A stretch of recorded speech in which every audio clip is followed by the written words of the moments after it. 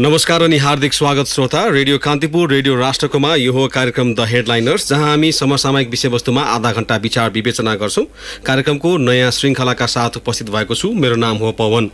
आज पनि तपाईसँग प्रत्यक्ष र परोक्ष सरोकार राख्ने विषयवस्तुलाई उठाउने जमर्को गरेका छौं।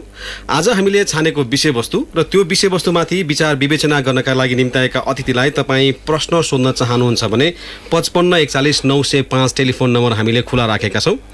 तर कार्यक्रमका दौरान नै यदि तपाईले सोध्न खोज्नु भएको प्रश्नको उत्तर हाम्रा अतिथिबाट आइसकेको छ भने कृपया त्यस्ता खालका प्रश्न 55 41 905 मा टिपाउने कष्ट नगर्नुहोला।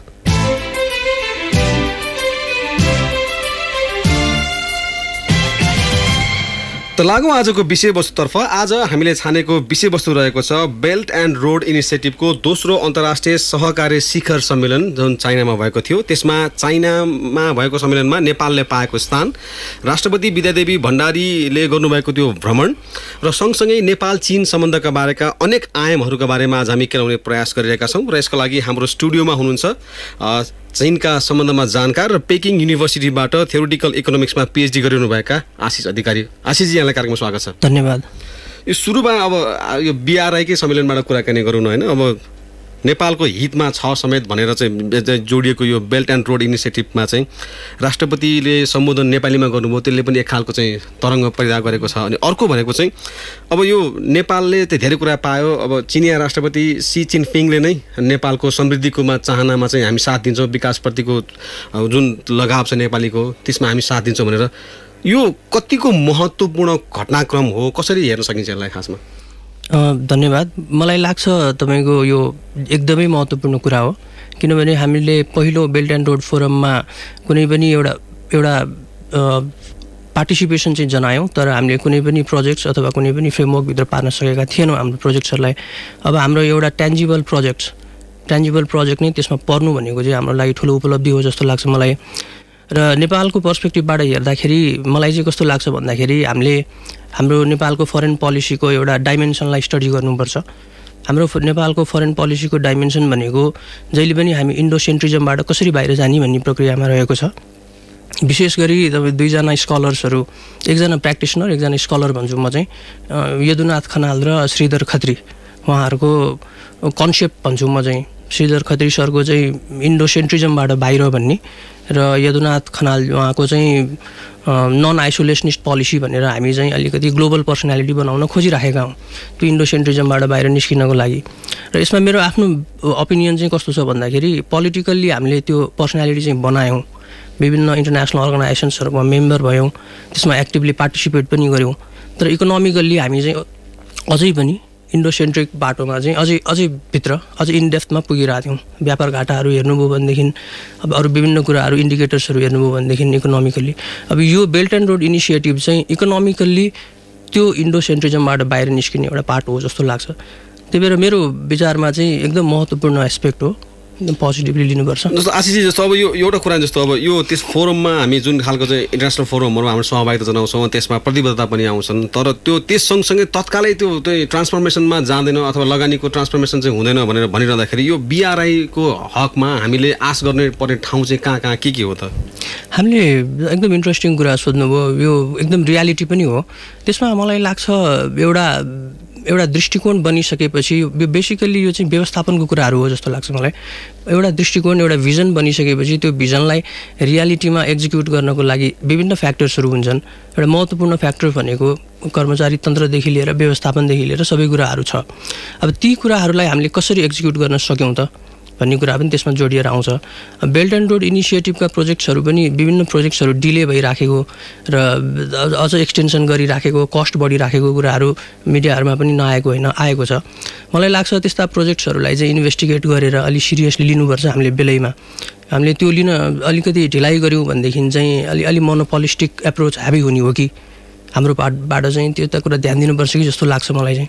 जस्तो यो अब चाहिँ चिनिया राष्ट्रपति सी जिनपिङले चाहिँ जुन खालको कुराकानी गर्नुभयो भने त्यहाँ चाहिँ अब नेपाललाई जुन चाहिँ अलिकति महत्त्व दिएको जस्तो देखियो उहाँको भ्रमणमा, के अरे उहाँको चाहिँ उसको कुरामा पनि हाम्रो परराष्ट्र मन्त्रीले पनि दूतावासमा आयोजित रात्रि भोजमा त्यही भन्नुभयो नेपालको लागि सहकार्य गर्न सक्छ भने जुन हामी यो ट्रान्सफर्मेसनको फेजमा छौँ, अब हाम्रो आर्थिक समृद्धि हासिल गर्ने जुन फेजमा त्यो चाहिँ चीनले त्यो स्वीकारेको हो भनेर अर्थ लाउने चाहिँ ठाउँ छ कि छैन?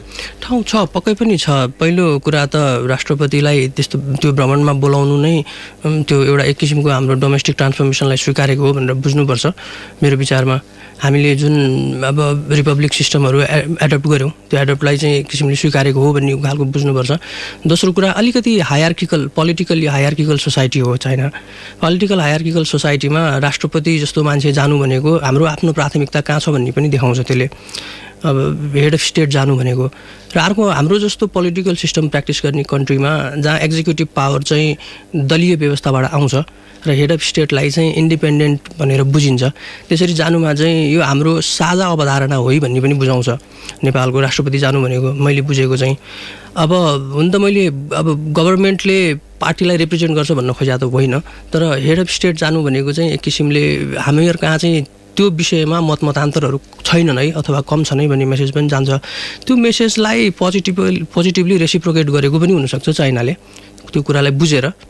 अब जस्तो आशिष, अब यो अब चाहिँ चाइना अब आफैमा एउटा ठुलो शक्तिशाली राष्ट्र हो र हाम्रो चाहिँ बिचमा चाहिँ जस्तो यता एकापट्टि इन्डिया एकापट्टि चाइना रहँदाखेरि र अन्तर्राष्ट्रिय स्तरमा पनि होइन अब म चाहिँ एकदम शक्तिशाली राष्ट्र मात्रै होइन, छिमेकीहरूलाई सहयोग गर्ने र किन छिमेकमा राम्रो सम्बन्ध भएन र छिमेकमा सहयोग त्यो खालको स्थापना भएन भने चाहिँ त्यसले अन्तर्राष्ट्रिय स्तरमा पार्ने प्रभावलाई पनि त्यो कहीँ तलमाथि हुन्छ कि भनेर चाइना नेपालसँग नजिकिएको अथवा नेपालको चाहिँ समृद्धिको चाहनालाई उसले सम्बोधन गर्न खोजेको हुनसक्छ। त्यो खालको बुझाइ चाहिँ छ, तर तपाईँको फ्याक्चुअल एभिडेन्सेसहरू हेर्नुभयो भनेदेखि चाहिँ इनिसिएसन त अफ्रिकाबाट भएको हो नि त, फेरि अफ्रिकाहरूसँग भएको र तपाईँको युरोपसँग पनि उनीहरूको प्राथमिकता अलिकति बढी छ। त्यही भएर मलाई लाग्छ यस्तो कुराहरूलाई चाहिँ एटलिस्ट सुरुको फेजमा चाहिँ त्यो प्रोजेक्टको भायबिलिटीले नै ड्राइभ गर्छ। अब छिमेकीसँग प्राथमिकतामा राख्नु त आफ्नो ठाउँमा छ, पक्कै पनि अब त्यो राखि नै हाल्छन् होइन, त्यो गरि नै हाल्छन्, तर प्रोजेक्ट नै भायबल छैन भनेदेखि त के अर्थ भयो र?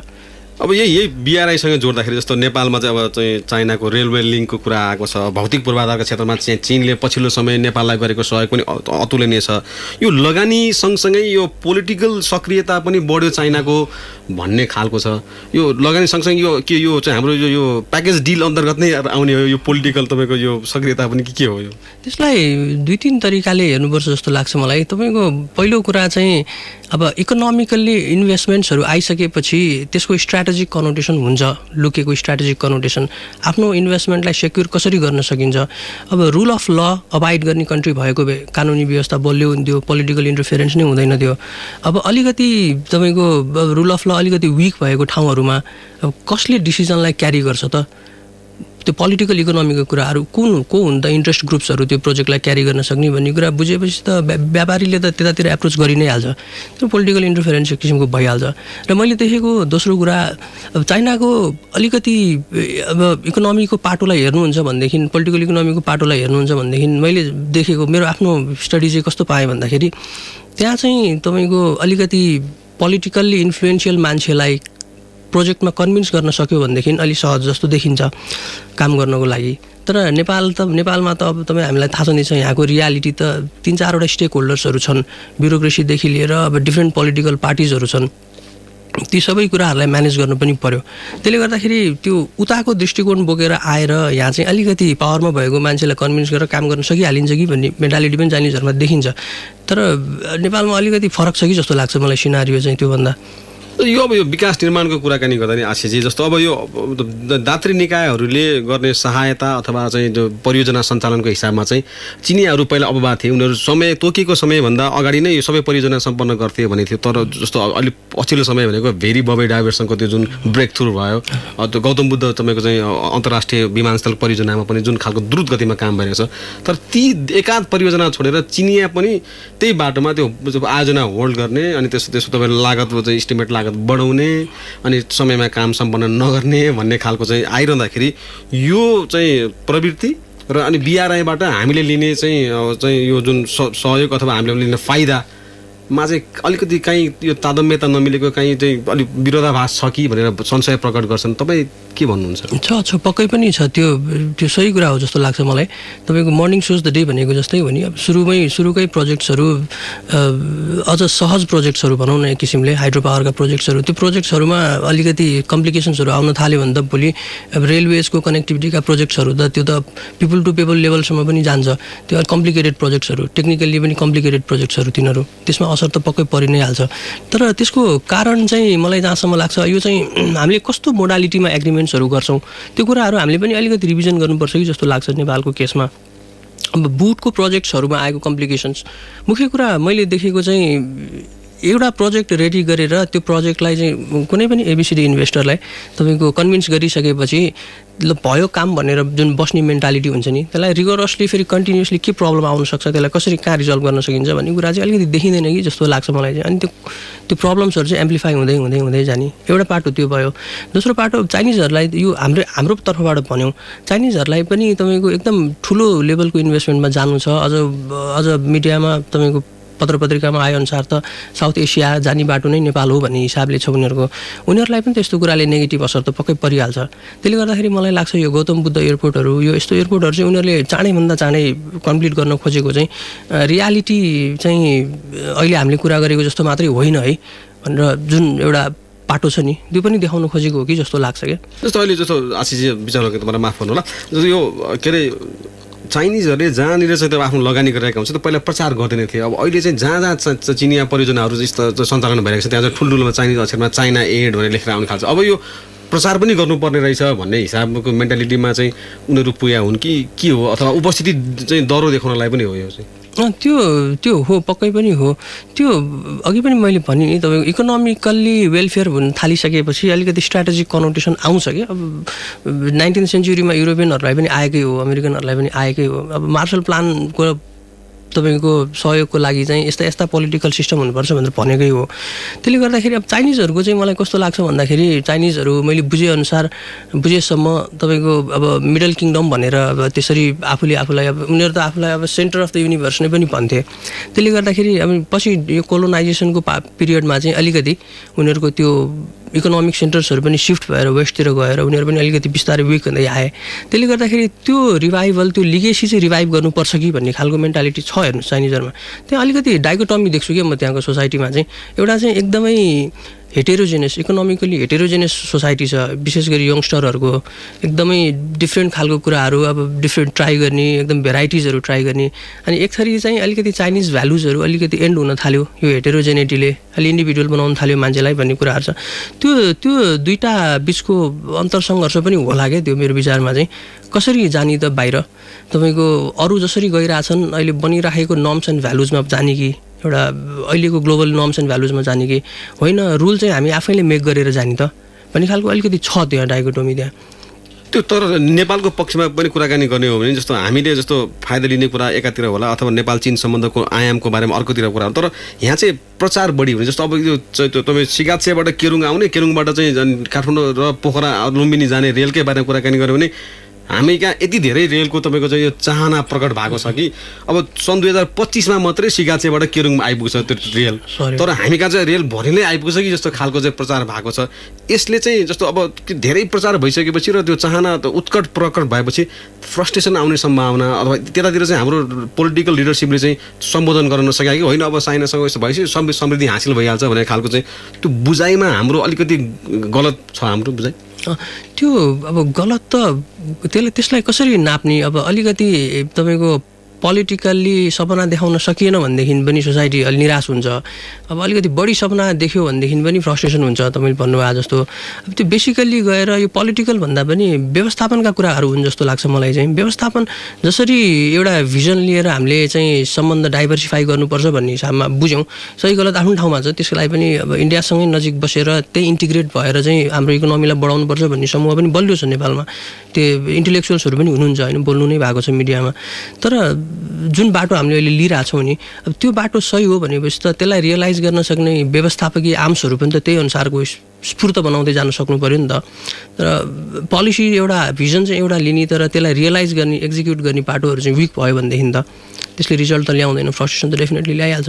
जस्तो मैले कहाँनिर जोड्न खोजेँ भने आशिषजी जस्तो अब यो हाम्रो चाहिँ दक्षिणी छिमेकीसँग चाहिँ रोटीबेटीको सम्बन्ध, हाम्रो भाषा संस्कृति अनेक कुरा मिल्छ भने त तर ठ्याक्कै अपोजिट चाहिँ उत्तरी छिमेकी छ, न केही मिल्छ न भाषा बुझ्न पनि गाह्रो, दोभाषे राख्नुपर्ने अवस्था रहँदाखेरि चाहिँ त्यति बुझ्दा त त्यो चाहिँ हामीले चाहिँ सोचेको एउटा लक्ष्य प्राप्तिको लागि चाहिँ आर्थिक समृद्धिको लक्ष्य प्राप्तिको लागि गाह्रो छ भने यतातिर लाग्दा अझ गाह्रो हुन्छ कि भन्ने त्यो एउटा अर्को यो चाहिँ स्कुल अफ थट त छ नि होइन फेरि। त्यो तपाईँले किनसिपको कुरा गर्नुभयो होइन। अब यो किनसिपको कुरा चाहिँ म चाहिँ अलिकति अहिलेको ग्लोबल एरामा त्यसलाई त्यति पत्याउँदिनँ, किनभनेदेखि तपाईँको चाइनामा यो बारेमा अलिकति डिस्कसन भएको छ क्या, के हो त चाइनाको डेभलपमेन्टको मोडल भन्दाखेरि एउटा इम्पोर्टेन्ट त्यहाँ एउटा कुरा चाहिँ के पनि भएको छ भन्दाखेरि हाम्रो डेभलपमेन्टको मोडल चाहिँ फर्मल इन्स्टिट्युसन्स हो भनेर यो पेकिङ युनिभर्सिटीकै डिन एकजना फुजुन भन्नेले लेख्नु भएको छ। हाम्रो चाहिँ किनसिप पनि जस्तो कि हङकङमा बस्ने चाइनिजहरूले लगानी गरिदिएर हामी बनेको होइन, हङकङमा बस्ने चाइनिजहरूलाई इन्भेस्ट गर्ने वातावरण हामीले बनाइदिएको भएर चाहिँ बनायो भने त्यो वातावरण के हो त भन्दाखेरि प्रपर्टी राइट्सका कुराहरू, तपाईँको अनरसिपका कुराहरू। अब चाइनामा त क्यापिटलिस्ट अनरसिप भनेको त 1978 तिर त इट वाज ट्याबु नि होइन, अप्ठ्यारो कुरा थियो नि त्यो बेलामा त। तर त्यसरी हामीले गऱ्यौँ भन्ने खालको कुरा, त्यो फर्मल इन्स्टिट्युसन्सहरू बनाएर बिस्तारै ग्रेजुअली अब सर्टेन कन्स्टेन्ट्सहरू मानेरै डब्लुटिओको मेम्बर पनि भएको हो चाइना, सर्टेन कन्स्टेन्ट्सहरू नै मानेर भएको। त्यसले गर्दाखेरि चाइनाको चाहिँ म त्यो किनसिपको कुरामा चाहिँ म अलिकति एग्री गर्दिनँ, त्यसले त्यति असर पर्छ जस्तो मलाई लाग्दैन। तर पक्कै पनि त्यसको एउटा पर्टिकुलर डाइमेन्सन चाहिँ छ। अझ हिस्टोरिकल्ली जुन समयमा चाहिँ ल्याङ्ग्वेजको ब्यारियर थियो, जुन समयमा चाहिँ अब अलिकति ग्लोबलाइजेसन यो स्टेजमा थिएन त्यो बेलामा हो। अहिले चाहिँ मलाई चाहिँ लाग्छ किनसिपलाई इन्स्टिट्युसन्सले जित्छ होला। यहाँ आउनुहुन्छ रेडियो कान्तिपुर रेडियो राष्ट्रकोमा कार्यक्रम हो द हेडलाइनर्स। द हेडलाइनर्समा आज हामी कुराकानी गरिरहेका छौँ चाइनामा हालैसम्म भएको BRI को दोस्रो अन्तर्राष्ट्रिय सहकार्य शिखर सम्मेलनमा नेपालको सहभागिता, नेपाल चीन सम्बन्धका अनेकन आयाम बारेमा आज हामी कुराकानी गरिरहेका छौँ। र कुराकानीको लागि हाम्रो स्टुडियोमा हुनुहुन्छ नेपाल चीन सम्बन्धका जानकार एवं पेकिङ युनिभर्सिटीबाट थियोरिटिकल इकोनोमिक्समा PhD गरिरहनुभएका आशिष अधिकारीज्यू। यतिखेर ब्रेकको पालो भएको छ, ब्रेकपछि म श्रोताका जिज्ञासा लिएर आउनेछु। अहिले भने ब्रेकको पालो।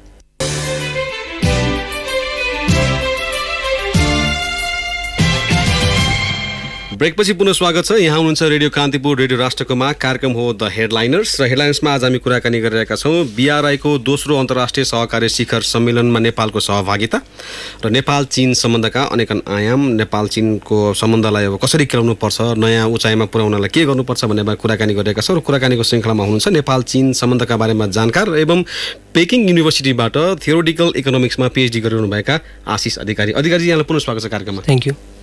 यो अब अलिकति यो चिनिया लगानी नेपालमा जुन भित्रिएको छ, भित्रिँदैछ अथवा अझ बढ्छ भनेर जुन हामी प्रक्षेपण गरिरहेका छौँ, त्यसमा चाहिँ यो सरकारी क्षेत्रबाट भन्दा निजी क्षेत्रको लगानी अलिक बढी छ जस्तो देखिन्छ। त्यो अवस्था कसरी हो कि के हो खासमा चाहिँ? यो तपाईँको मलाई लाग्छ यो अलिकति कस्तो खालको इकोनोमिक सिस्टममा चाहिँ चाइना छ र नेपाल छ भन्ने कुराले ड्राइभ गर्छ।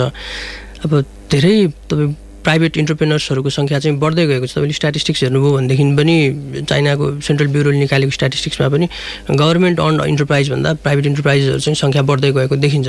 अब त्यो स्वतः प्राइभेट इन्टरप्राइज बढेर एउटा एक किसिमको फ्लेक्सिबिलिटी भएपछि आउने भइ नै हाल्यो।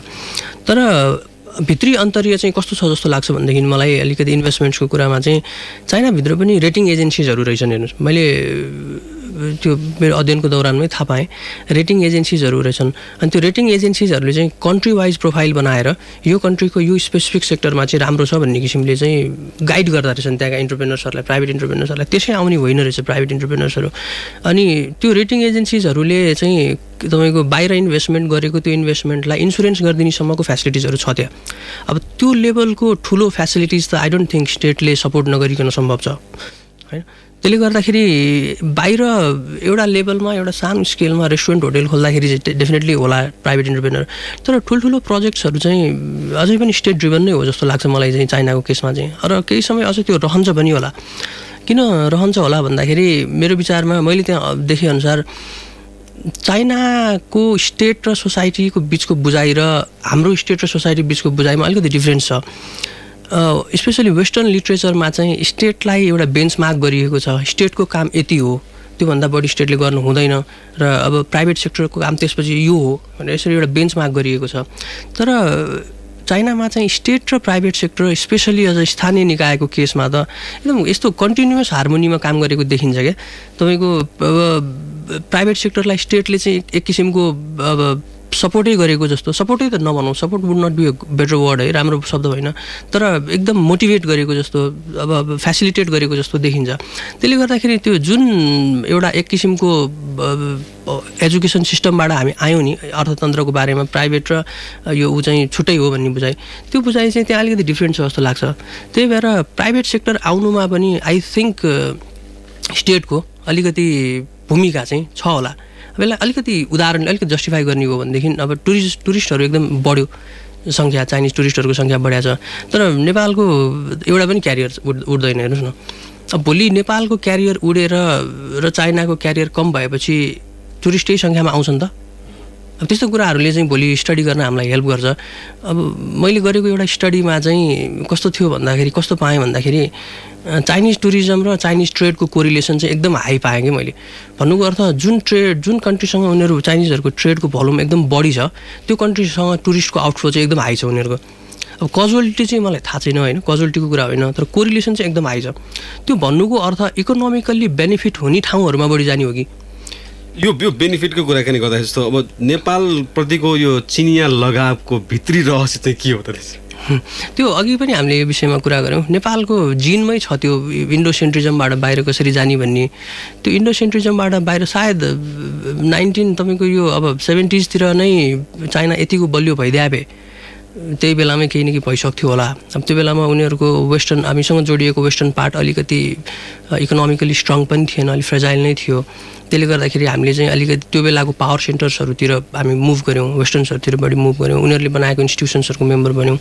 यो मलाई लाग्छ बेसिकल्ली यो जुन एक किसिमको इन्डोसेन्ट्रिक कन्सेप्टबाट बाहिर निस्किनुपर्ने एउटा अवधारणा छ नि त्यसको भूमिका महत्त्वपूर्ण छ त्यो बाहेक हामीले चाइनासँगको न्यारेटिभ बनाउन सकेकै छैन नि मलाई लाग्छ मैले बनाउन सकेको देख्दिनँ म चाहिँ बनेको छैन अझै अब श्रोताका केही जिज्ञासा लिउँ आशिषजी अम्बिका प्रसाद कोइराला मोरङबाट सोध्नुहुन्छ चीनसँग यो हवाई मार्ग भन्दा रेल मार्गका लागि प्राथमिकता दिनु आवश्यक हो भनेर सोध्नुहुन्छ होइन कस्टको हिसाबले त हो नि पक्कै हो अब कस्ट रिड्युस गर्छ भोल्युम अफ फ्लो बढाउँछ तपाईँको त्यो भनौँ न त्यो पार्टिसिपेसनको कुरा पनि ह्युमन पार्टिसिपेसनको कुरा पिपल टु पिपलको कुरा पनि बढ्छ त्यो एउटा महत्त्वपूर्ण कुरा दोस्रो कुरा मलाई लागेको मैले अस्ति एक ठाउँमा सेयर पनि गरेको थिएँ त्यो अब एभिएसन एक थरीको ट्रान्सपोर्टेसनको सिस्टम भयो अब रेलवेज हामी कहाँ आउँदैछ एभिएसनमा चाहिँ हामी कन्ज्युमर मात्रै भयौँ युजर मात्रै भयौँ त्यसको प्रोडक्सन सिस्टममा हामीले पार्टिसिपेट गर्न सकेनौँ अब रेल आउँदाखेरि चाहिँ अब भनौँ न रेल बनाउँदा अथवा नयाँ किसिमको कुनै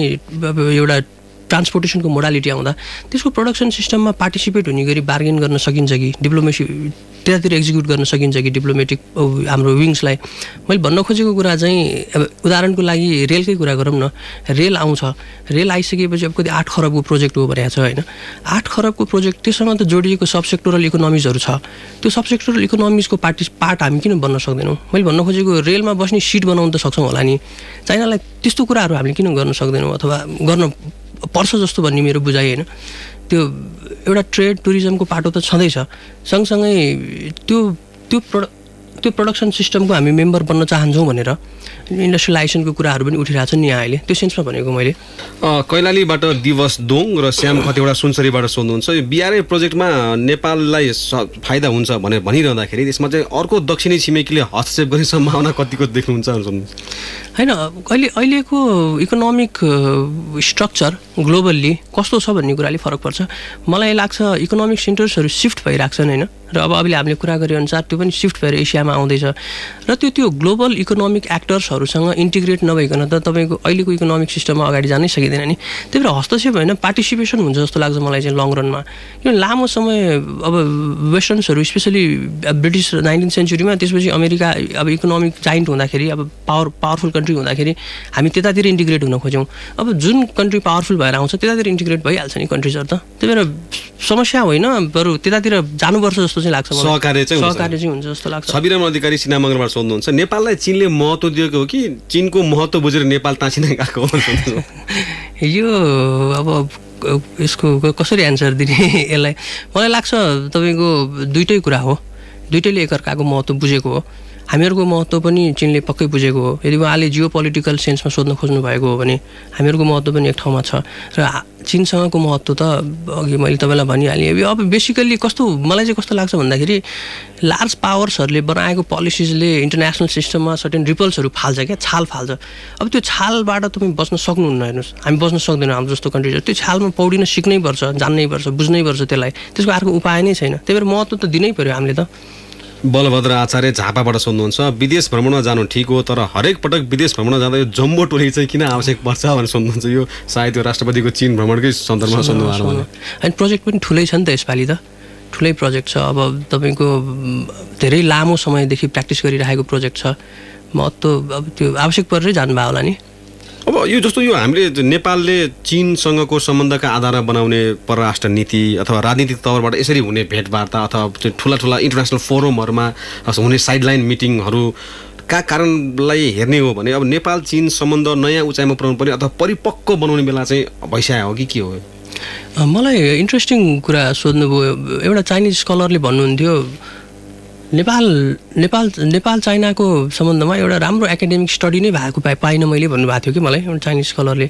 मलाई लाग्छ परिपक्व बनाउने बेला भन्दा पनि हामीले सब्सटेन्सियल हिसाबले स्टडी नै गर्न सकेका छैनौँ नेपालले चाइनाको बारेमा। एउटा डाइभर्सिफिकेसनको पार्टनरको रूपमा मात्र बुझिएको छ अहिलेसम्म चाइनालाई जस्तो लाग्छ। त्यसको चाइनाको लागि चाइनाको सोसाइटी बुझ्नु पऱ्यो, चाइनाको स्टेटको रिलेसन बुझ्नु पऱ्यो, एकदम